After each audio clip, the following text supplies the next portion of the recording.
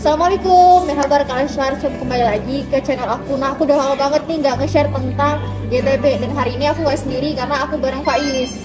Nah, Faiz bisa nih kenalin diri nih ke teman-teman. Perkenalkan teman-teman, nama aku Faiz Anhasi, aku award YTB 2021. Udah 2 tahun ya di Bongkariska dan sekarang sedang menempuh pendidikan S1 Teknik Sipil dan sekarang menuju semester 5 nih teman-teman. Salam kenal semuanya. Nah, kita langsung mulai aja nih. Untuk YTB nih secara umumnya, alur pendaftaran gimana sih? Alur pendaftarannya dia itu simple banget teman-teman. Alur pendaftaran YTB itu cuma ada 2 tahap seleksi berkas. 2 tahap seleksi nih. Yang pertama seleksi berkas dan yang kedua seleksi interview. Seleksi berkas itu dilakukan full secara online melalui website resmi dari YTB itu sendiri, dan seleksi wawancara itu dilakukan secara offline. Kalau di Indonesia itu biasanya itu di 2 kota, ada di Banda Aceh sama di Jakarta satu lagi. Nah, untuk tahap berkasnya apa-apa aja nih yang dibutuhkan, Bang? Untuk tahap berkasnya, nah teman-teman, tahap berkas ini merupakan tahap yang paling sulit ya, yang mana di berkas ini itu paling banyak pelamar YTB itu gugur di situ. Dan berkasnya ini diupload semua secara online, dan berkasnya itu terbagi 2 teman-teman. Ada berkas yang wajib, ada berkas yang tidak wajib.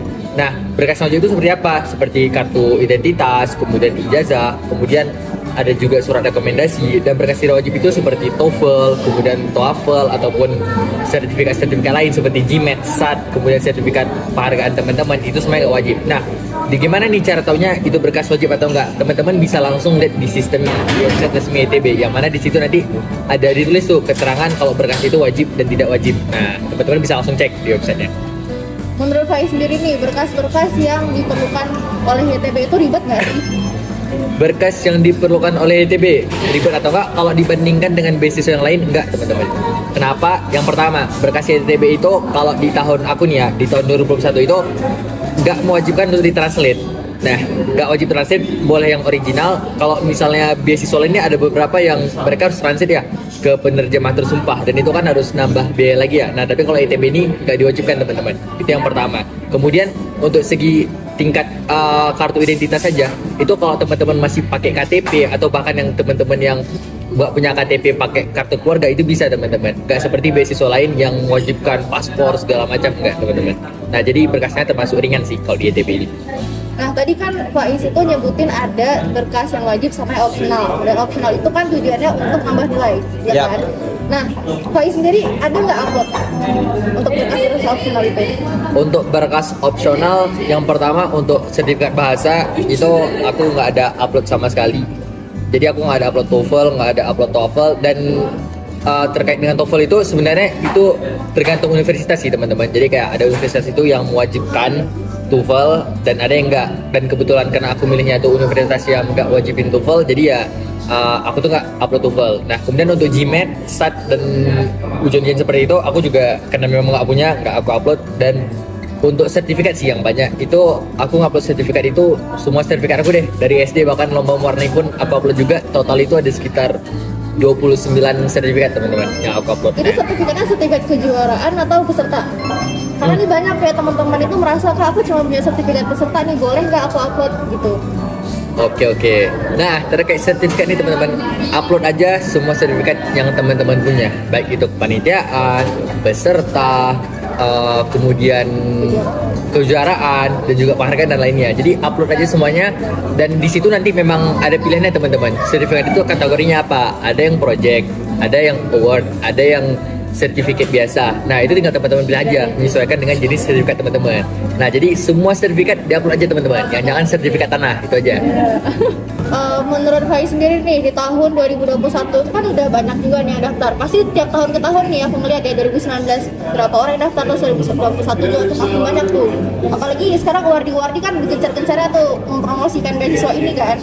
Apa sih penentu dan indikator terpenting YTB itu bisa menotis anak tersebut atau yang mendaftar itu untuk bisa diterima?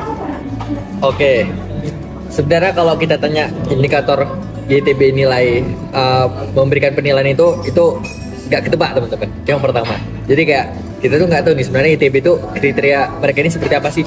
Karena ada orang yang bagus banget, gacor banget, mungkin sertifikatnya bejibun banyak banget, dan juga pengalaman yang lain semacam itu banyak, tapi dia nggak lulus. Tapi ada juga orang yang biasa-biasa aja tapi lulus. Nah, jadi kalau misalnya kita tanya indikatornya apa, dari YTB sendiri kita nggak tahu, tapi dari kita ini bisa memperkirakan teman-teman. Dan sejauh ini berdasarkan aku pribadi ya, kalau perkiraan apa aja sih faktor-faktor kelulusannya, yang pertama itu ialah tentunya LOI. LOI itu kan ini ya merupakan esai teman-teman ya, yang mana nanti teman-teman bakal upload di sistem. Nah itu sangat menentukan teman-teman, karena itu merupakan salah satu kunci kelulusannya. Kalau di LOI aja teman-teman itu udah nggak bagus itu, kemungkinan besar di berkas yang lain itu juga ya nggak ngaruh gitu. Kemudian yang kedua itu korelasi antar satu berkas dengan berkas lainnya. Banyak orang itu ketika memilih kuliah, memilih jurusan itu nggak nyambung gitu. Misalnya kayak di ITB nih, kasih beberapa pilihan kan, terus dia pilihnya teknik sipil, kemudian kedua pilihannya psikologi dan lainnya. Nah karena pilihannya itu nggak sesuai, kemudian di berkas yang lainnya pun itu nggak bisa terjadi korelasi gitu teman-teman. Misalnya kayak dia milihnya teknik sipil, terus tiba-tiba pilihan keduanya psikologi gitu. Nah tapi di LOI ketika dijelaskan tentang, ditanya di situ tentang latar belakang akademik dia, itu nggak mengarah ke satu jurusan, kayak ada yang ngarah ke teknik sipil, ada yang ngarah ke psikologi, bahkan mengarah ke tempat-tempat lainnya. Nah jadi saran aku kalau teman-teman daftar ITB itu fokus ke satu tujuan. Misalnya teman-teman fokus kedokteran, itu kedokterannya semua, dan semua berkas-berkas itu disesuaikan dan korelasikan dengan kedokteran itu, sehingga orang-orang ITB itu tahu nih, wah dia memang benar-benar fokus ke sana. Bahkan tingkat hobi dan juga hobi dan apa itu ya di kolom itu social activities itu teman-teman kaitkan semua dengan kedokteran itu. Nah jadi itu merupakan salah satu faktor yang penting juga sih menurut aku, dan dua itu sih yang menurut aku sangat berpengaruh di ITB. Aku teman-teman kan milih teknik sipil lah, itu pilihan aku dari pertama sampai terakhir itu teknik sipil, dan semua berkas aku itu aku kaitkan dengan jurusan yang aku pilih. Mulai dari OI, kemudian penjelasan tentang hobi dan lain semacam itu aku kaitkan semua dengan jurusan yang aku pilih. Jadi aku memang menjurus di satu tujuan, dan aku rasa itu merupakan faktor penentu besar juga sih untuk kelulusan ITB itu. Aku setuju banget sih sama yang Kak Is bilang, LOI itu termasuk yang kayak pembuka gitu loh. Kan ITB itu bakal ngebaca dulu LOI kita, kenapa nih kita milih Turki segala macam, milih jurusan segala macam gitu kan. Boleh nggak sih Kak Is kasih dikit gambaran LOI yang Kak Is tulis tuh, rangkanya aja gitu, mungkin bisa jadi referensi buat teman-teman yang lagi nulis nih, apalagi yang teknik sipil nih. Oke, tentang LOI ya, LOI ini dari tahun ke tahun memang sama ya pertanyaannya. Itu yang pertama ditanya latar belakang akademik, kemudian yang kedua apa Kak, social activities ya, yang kedua pengalaman sosial, kemudian kenapa pilih Turki, kemudian pengalaman pilih Turki, dan future plan. Nah yang pertama teman-teman, 4 ini kita jawabnya itu bakal dalam bentuk paragraf ya, bukan per poin. Jadi kayak 4 pertanyaan ini bukan satu pertanyaan satu poin gitu, bukan. Nah tapi itu bakal kita rangkaikan dalam bentuk paragraf. Nah gimana caranya 4 pertanyaan itu ketika dimasukkan ke dalam paragraf itu harus nyambung teman-teman. Itu yang paling pertama. Jadi orang tuh ketika baca tuh enak gitu, nggak lompat-lompat. Nah itu yang pertama. Yang kedua seperti yang aku bilang tadi, antara 4 ini baik itu latar belakang, kemudian pengalaman organisasi, kemudian kenapa pilih Turki, kemudian rencana masa depannya, itu semuanya dikorelasikan dengan tujuan yang jurusan yang teman-teman pilih. Kalau teman-teman milih kedokteran misalnya, atau milih teknik nih, kayak aku milih teknik, nah itu dijelasin latar belakang akademik yang berkaitan sama teknik. Contoh, misal teman-teman kalau teknik kan hitung-hitungan ya, nah misalnya kayak punya sukanya pelajaran matematika, kemudian suka pelajaran fisika, nah kemudian pengalaman sosial gitu, kaitkan di situ pengalaman-pengalaman yang memang menjurus ke teknik gitu. Mungkin teman-teman suka ikut seminar atau kepanitiaan yang berkaitan dengan teknik gitu. Nah kemudian untuk alasan milih Turki, nah alasan milih Turki ini juga menjurus teman-teman. Jangan alasan milih Turki itu kayak ya karena terletak antara dua benua, kemudian multikultural, kayak itu udah biasa banget gitu. Tapi yang menjurus gitu, kenapa teman-teman pengen kuliah teknik ke Turki misalnya, karena memang di Turki ini kalau dari konstruksi bangunannya bagus, dari jembatan segala macam. Nah itu teman-teman juga masukin gitu, dan itu harus diperhatikan. Kemudian yang keempat tentang future plan-nya. Nah future plan-nya itu juga yang berkaitan sama teknik gitu. Nah misalnya kayak teman-teman ke depannya mau ngapain gitu. Jadi semua itu menjurus teman-teman ke satu tujuan gitu. Dan misalnya nih, aku punya pengalaman, tapi pengalaman tuh nggak relate itu sama jurusan aku. Contoh, misalnya kayak aku pribadi teman-teman, aku tuh kalau di organisasi itu nggak ada yang berkaitan sama teknik. Jadi kayak mau kita jelasin juga ya gimana gitu kan, nggak mungkin kita bohong kan. Nah jadi ketika di bagian pertanyaan nomor 2 itu, di situ aku menjelaskan tentang organisasi yang aku tekuni, tapi aku olah kata-katanya seolah-olah ketika aku mengikuti organisasi itu bukan berarti aku tuh bertentangan dengan jurusan yang aku pilih, tapi aku menekankan di situ bahwa aku tuh punya skill lain di bidang lain yang merupakan nilai plus dari aku. Jadi itu intinya balik ke ini sih, gimana pinternya kita, gimana pinternya teman-teman dalam mengatur kata itu di LOI itu. Dan itu sih kuncinya, dua itu dari aku. Yang pertama, empat ini harus nyambung gitu, ketika dibaca itu enak gitu kan, kalau lompat-lompat. Yang kedua ya empat ini menjurus ke satu tujuan kita, jurusan kita. Tadi kan Faiz juga nyebutin tentang pilih jurusan yang linear lah ya kan. Kalau misalnya beda-beda pun tapi linear gitu, nggak beda-beda bidangnya gitu kan. Aku juga pada saat itu melakukan hal yang sama, karena kan terkadang terbatas sih teman-teman kita kan ada 12 pilihan tuh hak kita untuk pilih univ, tapi kadang nih jurusan aku cuma ada di 6 univ. Tapi kalau misalnya kita mau menggunakan hak kita lainnya, kita bisa aja untuk pilih, tapi yang kayak Faiz bilang yang deket gitu. Misalnya aku mau pilihnya itu pendidikan fisika, tapi cuma ada di 2 univ, terus aku pilihnya yang fisika yang lainnya gitu kan. Nah kalau Faiz sendiri emang semuanya full teknik sipil yang Faiz pilih pada saat itu? Kalau aku memang full teknik sipil, nah, memang targetnya di situ sih. Ada nggak tips untuk teman-teman mengurutkan universitas yang akan dipilih? Nah, untuk tips mengurutkan universitas ya? Iya, karena itu butuh strategi juga kan di situ. Iya sih, kita kan memang milih 12 ya, tapi ya jangan sembarang pilih gitu kan. Kita lihat juga peluang kita lulus di sana. Yang pertama, teman-teman harus sadar juga sama aplikasi teman-teman, itu yang pertama. Nah, jadi kayak kita lihat nih, aplikasi kita ini kuat nggak kira-kira kalau dibandingkan sama aplikasi yang lain. Contoh misalnya kayak, kita biasa-biasa aja nih aplikasinya. Nah, kita mau apply di universitas yang paling bagus, misalnya kayak Istanbul University, atau kalau teknik itu, ini ada METU tuh. Kepanjangannya Middle East Technical University. Nah, itu di Ankara itu kan. Nah, kita lihat nih, berkas kita tuh kira-kira kalau nge-apply ke situ dengan pesaing saya itu lewat nggak? Gitu. Nah, kalau memang nggak lewat, kalau saran dari aku nggak usah apply. Gitu. Nah, cari univ yang memang kira-kira teman-teman lulus di situ.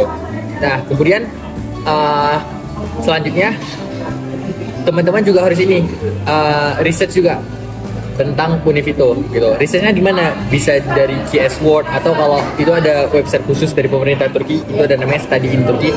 Teman-teman bisa lihat itu univ itu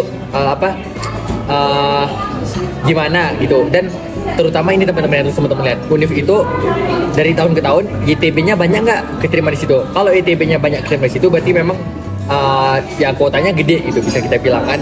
Dan itu aja sih menurut aku, dua itu yang paling penting. Yang pertama, lihat dulu berkas kita, sadar diri tentang berkas kita itu gimana. Kemudian yang kedua ya searching lah tentang univnya. Boleh tahu nggak Faiz nomor 1 pilih univ apa? Aku nomor 1 pilih di Trabzon Kak, Karadeniz Technical University. Kenapa aku pilih itu? Yang pertama kan aku teknik ya. Aku sadar kalau misalnya berkas aku tuh nggak kuat banget. Kalau aku apply di Istanbul Technical University atau di Middle East University, nah itu kayaknya nggak bakal lewat ya.